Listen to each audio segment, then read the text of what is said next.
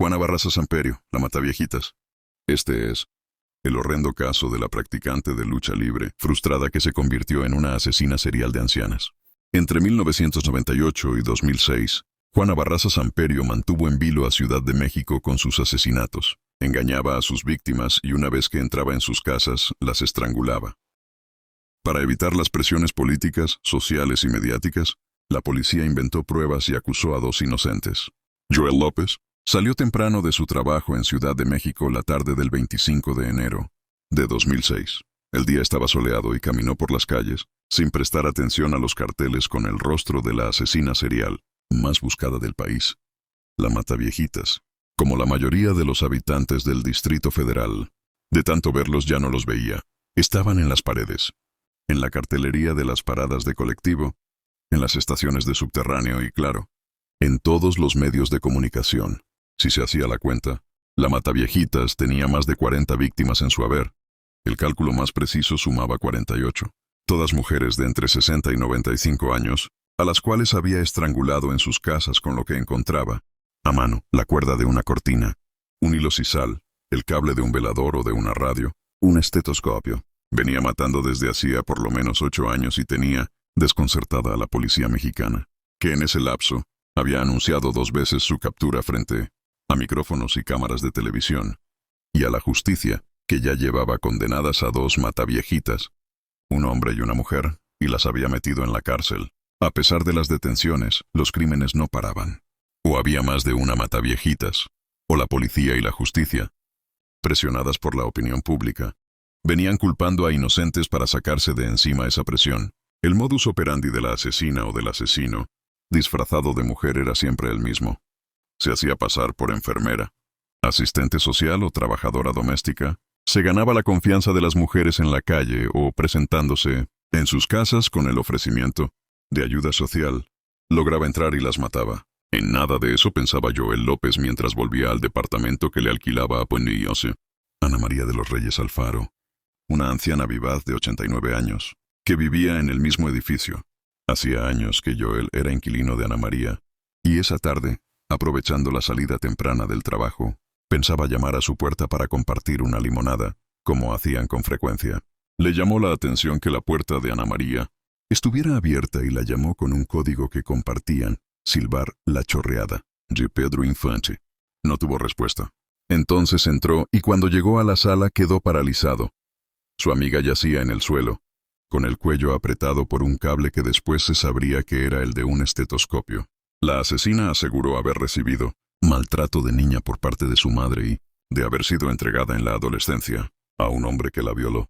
Joel seguía sin reaccionar cuando vio a la mujer robusta, vestida con un abrigo color rojo, que lo miraba desde el otro extremo de la habitación, y continuó paralizado mientras veía que se iba caminando hacia la puerta y salía hacia la calle. Finalmente pudo moverse y salió detrás. La vio a unos 50 metros. Alejándose y atinó a gritar: «¡Atrapen a esa mujer!». Atacó a Ana María. Lo escucharon 2 policías que, con trabajo porque era fuerte, lograron reducir a la mujer. En ese preciso momento terminó la carrera criminal de Juana Barraza Samperio, de 49 años, la verdadera y única Mataviejitas, o la Dama del Silencio, como le gustaba que la llamaran en el gimnasio de lucha libre. Pero también salió a la luz una trama que había llevado a 2 inocentes a la cárcel con la intención de ocultarle a la sociedad la impotencia política, policial y judicial para atrapar a la asesina serial más famosa de la historia de México. Después de la detención, la vida y sobre todo, la infancia de Juana Barraza Samperio se convirtió en objeto de todo tipo de teorías y especulaciones mediáticas, a convertirse en esa mujer monstruosa, capaz de matar con sus propias manos a tantas abuelitas, como la prensa mexicana llamaba a sus víctimas. La Mataviejitas dio su propia explicación en el tribunal. Odiaba a las señoras porque mi mamá me maltrató. Me pegaba y siempre me maldecía. Un día me regaló con un señor grande y yo fui abusada. Por eso odiaba a las señoras. Yo sé que no es excusa. No merezco perdón ni de Dios ni de nadie. Pero ya lo hice, le dijo al juez. Sus documentos decían que nació el 27 de diciembre de 1958 en Pachuca de Soto, estado de Hidalgo, a lo que Juana Barraza agregaba que ese mismo día había comenzado su desgraciada infancia, porque su padre decidió abandonarlas a su madre y a ella sin siquiera levantarla en brazos. Cuando el hombre se fue, se llevó también al hijo mayor de la pareja, de modo que nunca conoció a su hermano. Cuando Juana tenía 3 meses, la madre se fue con ella a Ciudad de México, donde formó pareja con otro hombre y sobrevivía haciendo tareas domésticas. En la memoria de Juana, cuando su madre no estaba trabajando o durmiendo tenía una bebida en la mano. Borracha, contaba la mataviejas, le gritaba y le pegaba por cualquier cosa. Cuando llegó a la adolescencia, la situación empeoró. Para no dejarla sola en la casa, la llevaba a los bares donde bebía y una noche se la ofreció a otro borracho a cambio de 3 cervezas. El hombre se la llevó, la ató y la violó. Así contó, quedó embarazada de su primer hijo. La madre, a la que Juana ni siquiera nombraba por su nombre, murió de cirrosis cuando ella tenía 18 años. No la lloró, sino que se sintió aliviada, pero también cargada de un rencor que la llevaría, años después, a odiar a las señoras. En su confesión del asesinato de Ana María de los Reyes Alfaro, Juana Barraza dijo que, de haber tenido suerte, la lucha libre pudo haberla salvado de convertirse en una criminal, porque le permitía sacarse de adentro la violencia que guardaba en su cuerpo. Su carrera como luchadora profesional, para la cual adoptó el apodo de la Dama del Silencio, parecía promisoria hasta que, en una mala caída, se lesionó la columna. En el hospital, el traumatólogo le dijo que si seguía luchando podía quedar inválida. A pesar de eso, siguió frecuentando el ambiente.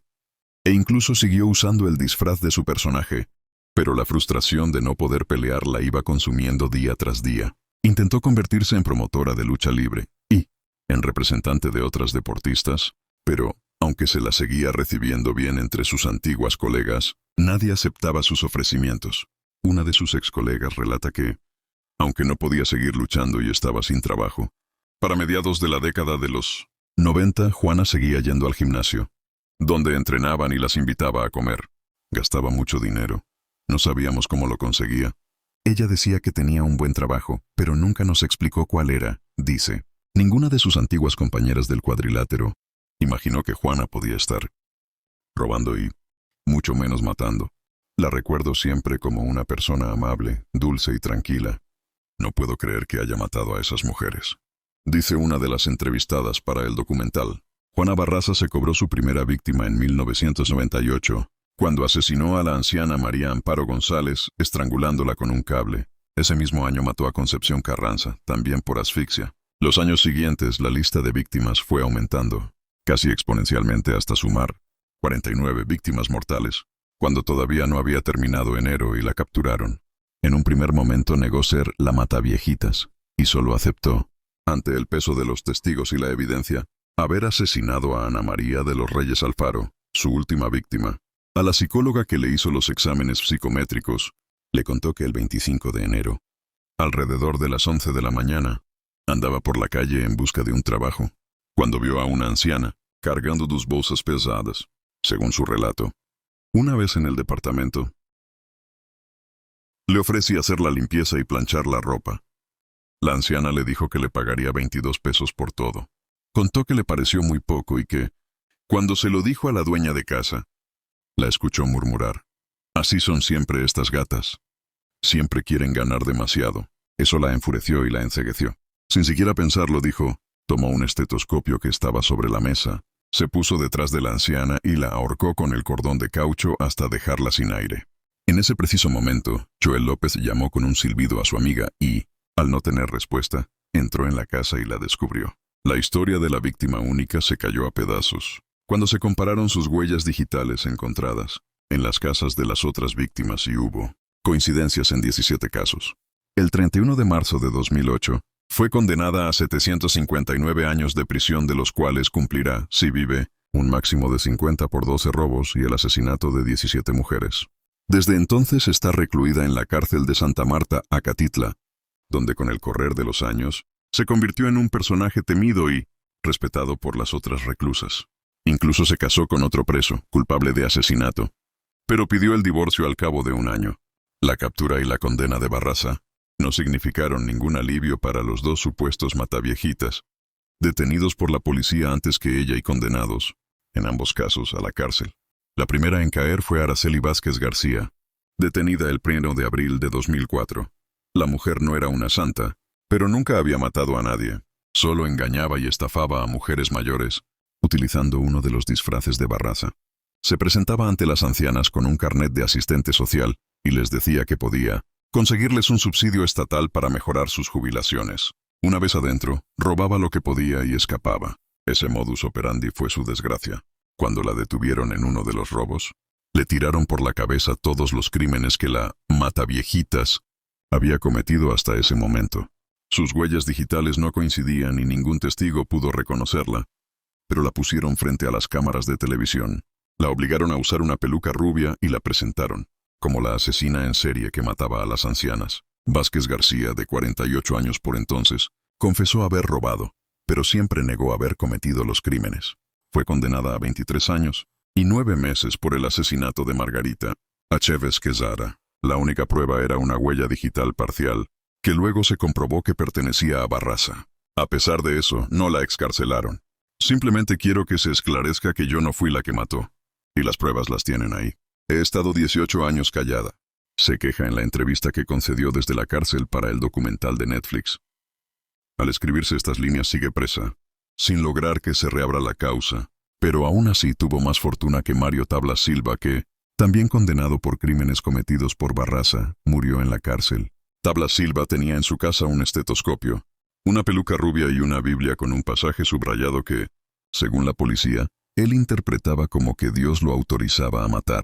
Con esas únicas pruebas y el hecho de ser hombre y fuerte, lo condenaron. En ese momento, la policía creía que la Mataviejitas era en realidad un travesti o un hombre disfrazado de mujer, por la fuerza que, se suponía, era necesaria para asfixiar a las víctimas. Tanto Vázquez García como Tablas Silva fueron en realidad víctimas de la necesidad de cerrar el caso que tenían la policía y la justicia, y también del enfrentamiento entre dos sectores políticos. En esa época, se desataba una intensa pugna y presión entre el gobierno de la Ciudad de México y el gobierno federal, cada uno evitando asumir la responsabilidad de resolver el caso. Este contexto se caracterizaba por una violencia particularmente cruda en el país, incluyendo los trágicos eventos conocidos como las muertes de Juárez. En este entorno, la creciente presión social y mediática para resolver un caso tan atípico en México se convirtió en una auténtica bomba de tiempo para las autoridades. Buscaron salir encontrando chivos expiatorios. Más de 17 años después de su captura, Juana Barraza Samperio, la verdadera Mataviejitas, sigue sosteniendo que solamente mató a Ana María de los Reyes Alfaro, es decir, su última víctima. Es una de las presas más populares de la cárcel de Santa Marta, Acatitla. Pasa los días ayudando a las reclusas más viejas y contando historias de sus tiempos de luchadora.